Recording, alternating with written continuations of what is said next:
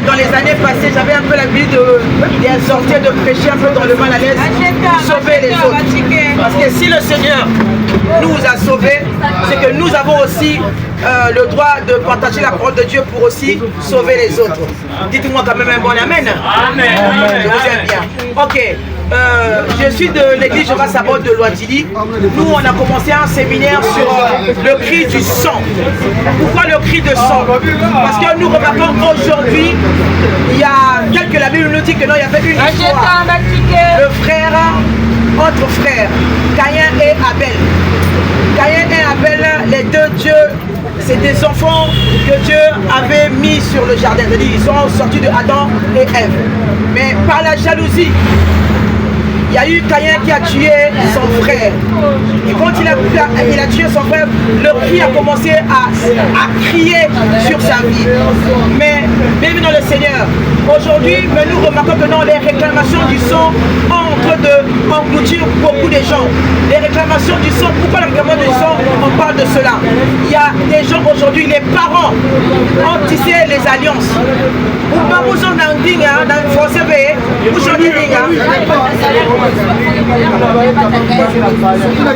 Ok, d'accord. Vous autres, vous autres, à Lingala.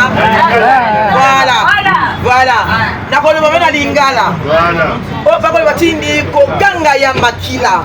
Kokanga ya makila. Lelo obeto zali komona kati mabota na biso ebele na bateau. Oyo bopeta ba nyonso ba bote biso basalaka pona na tanga kala. Les pères ont mangé des raisins, mais nous les enfants aujourd'hui, nous avons les dents agacées. Tala biso to bote malamu. Tabi biso makambote. Mais poni ni lelo to komona passe na kata bobo na biso. Poni ni bana na biso makomona passe. Pona nini? Mabota mosusu par exemple, basinyaka bakomona bango kala pe basinyaka tini.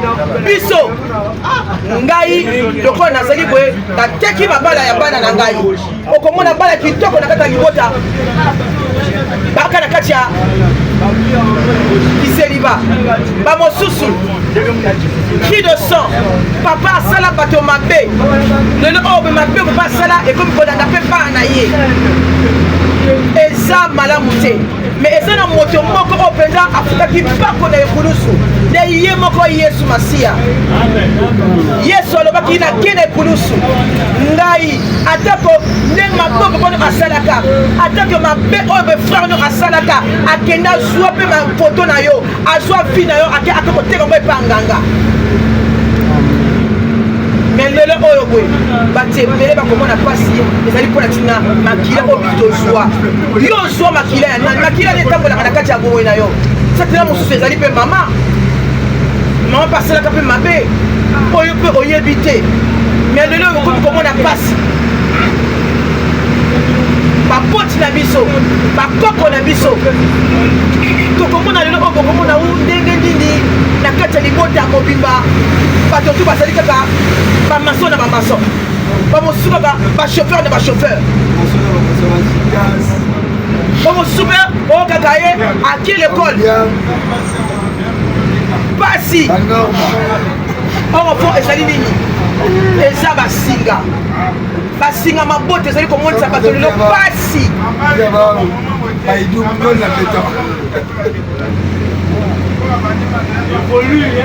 papa toza koteya na boyi te so na sisi kopesa tozongisa lelo oyo mpe tozali komona pasi tokomona pasi kwa nini ezali basinga mabota na biso lelo oyo boye mama papa donc nazali kosenga na bato ebele balien de son ezaka na moto akoki kolongola yango yo moko ozali kokompote ndenge moyeni ozali kotambola te mpona nini lelo boye ngai naboti bana nandimi bana ngai lelo don nde bato basala mpe bata bien mais bana moye bakende liboso ezali te ezali mpona nini le cri du sang baalliance ezali koréclame ebele bavie ya bato bazwa misala ya bato bakenda bateka papa ateki yo mosala abimu bana na ngai ata ndenge nini même na kati ya bible eza na histoire ya barekabite ezalaki libota moko ezalaki mpe malamu libuta barekabite mais tani papa na bango na mabe apo akufa akena ko signer ba pacte pour la vie jamais ba nanga ba ko tonga bandako ba kola la kana kati ba tante ba na wana ba ko mela ba vinyo te ba ko mela le ko ba ko sebe le ko malamu te na vina bango ndenge ni est-ce que ça normal papa auto maman au botinga il faut tikanga héritage Oko teti makina oyo mabe ena nangai esoka nangai boko te ndi tina ba nangai.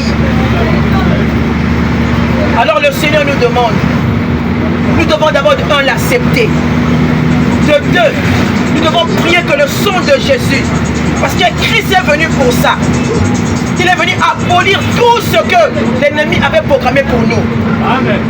Oui, quand on va finalement, mais c'est pas pour nous signer que ma paix, ma qui a réclamé, mais ma qui a Yesu, elle est qui ma qui a nyonso. Ma qui a Yesu, et baby saka nyonso. Attends, on a qui yoko balate, mais Yesu sera lui yoko bala. Babi si yoko sala te, so lui yoko sala. Et ceux qui ont yambié, abi a péché au mouya, oui, qu'on le banzambe. Ceux qui n'aïe, n'a validé, n'a voyagé, n'a dit pas na oyonga na kobota. Bazana misala bien, babala, ba voyager. Et la seule personne qui peut couper le lien du sang, c'est que le Seigneur Jésus. Amen. Il est capable. La Bible dit que rien n'est possible à Jésus. Et là, comme côté, la maladie, au monde où on fait action pour ce sou. Il faut te mobima. Pas n'ami qui est. Oh, coco, à maladie à miso. Coco, myopie. Maman, myopie. Papa, myopie. Si pas n'ami qui est, pour comment on est à l'école, moi, il y a 5 ans, à connaître ma lunette. Pour la ligne, et Zali, Bilok Amakila. Papa, couffé dans diabète. Maman, papa, n'a pas couffé dans diabète. Parce que la Bible dit que non, génération, mais la malédiction est négative. Génération, on dit à 4e génération. C'est pour cela. Je ne vais pas aller loin. Je vais seulement demander aux gens, si tu vois dans ta famille, il y a un lien qui est identique. Puis nous surtout,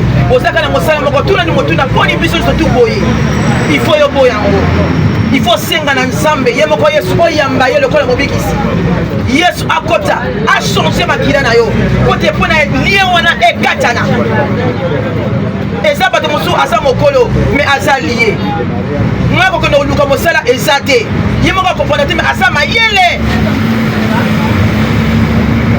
mais ni ne salaka parce que na liboto la ketini yo jamais talaka via ba repayer ba récapite bato na bango motuna batindi bango mosakoli babi o yo bino nzambe atindi biso sacrificateur atindi biso toya kozwa bino oya komela oya kosaka na biso oyaka bali oyi biso te biso mpona biso alobaka biso pesa biso mitindo tokotonga bandaka malamu te tokomela mpe vini te tokosala eloko malongo te na vi na biso biso vi na biso timobinga tofandaka na kati ya batante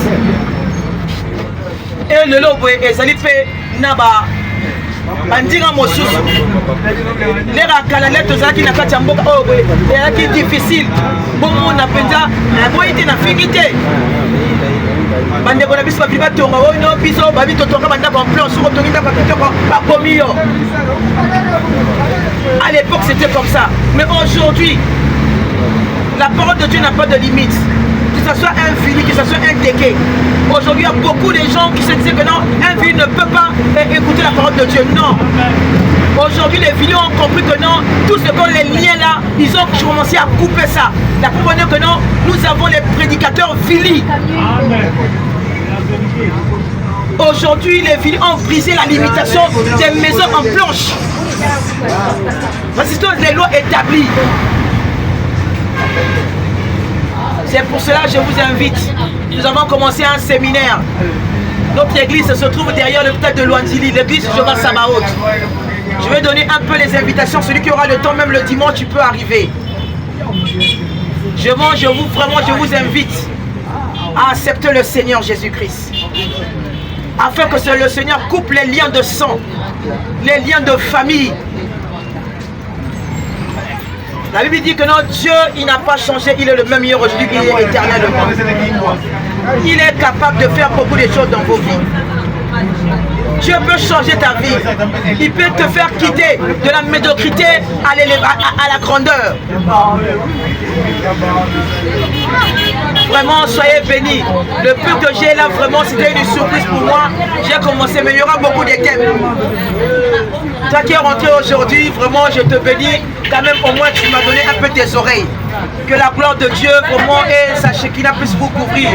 Et que le sang de Jésus aussi puisse vous couvrir. Et je prie vraiment pour les mois qui sont restés, pour tout le monde qui est ici, pour vos familles. Les mois de novembre et décembre, ce sont les mois là où le diable s'élève avec les esprits de mort. Seigneur, je prie en cet après-midi au cadet de ta servante, pour tout le monde qui est dans ce mal à l'aise, qui m'a donné son oreille. Père, je prie que tu puisses protéger leurs familles, leurs enfants. Seigneur, ceux qui étaient découragés dans leur vie, donne-leur encore le courage. Seigneur, ceux qui étaient dans la bassesse, tu as dit dans le livre de Psaume 71, le verset 21, je veux relever ta grandeur et je veux encore te consoler. Console ceux qui ont les cœurs, papa, affligés, les cœurs, papa, qui sont blessés. Seigneur, donne du travail à ceux qui n'en ont pas. Protège, papa, leur vie. Que le mois de novembre, le mois de décembre, qu'il n'y ait pas un esprit de mort. Je chasse l'esprit de mort dans leur vie, dans le nom suprême de Jésus. Que la mort ne soit pas leur partage. Amen. Que la pauvreté ne soit pas aussi leur partage dans leur vie. Amen. Tu as dit dans ta parole, tu dessineras un chemin dans le désert afin que nous puissions sortir. Agis puissamment, Seigneur. Seigneur, étends la voix de ta servante qui prie pour ton peuple. Parce que tu as dit dans ta parole, allez partout dans le monde, faites toutes les nations mes disciples. Je sais que par un moment que je parle, il y a un de tes enfants qui est là. Il y a des enfants qui sont là. Seigneur, protège-leur. Seigneur, que l'ange de l'Éternel qui compte pour tous les enfants de Dieu, compte autour d'eux. Saint-Esprit de Dieu, ouvre-leur entendement, donne-leur la sagesse, la force. Chez ceux qui étaient découragés, redonne-leur encore l'envie de revivre dans la vie. Seigneur, merci. Merci, Seigneur. In the name of Jesus Christ. Merci, Seigneur. Soyez bénis. Amen.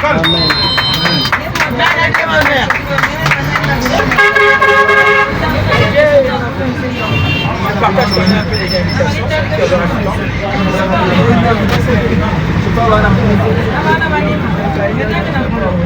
Je partage les invitations. Maman, je partage les invitations. Sois béni mon frère, tu peux nous prier.